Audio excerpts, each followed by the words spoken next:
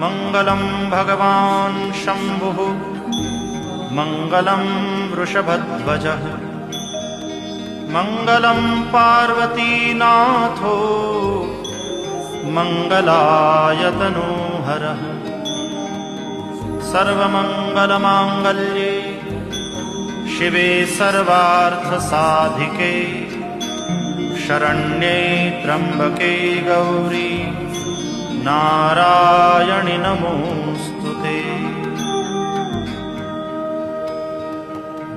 अथ मन्त्रपुष्पाञ्जलिः।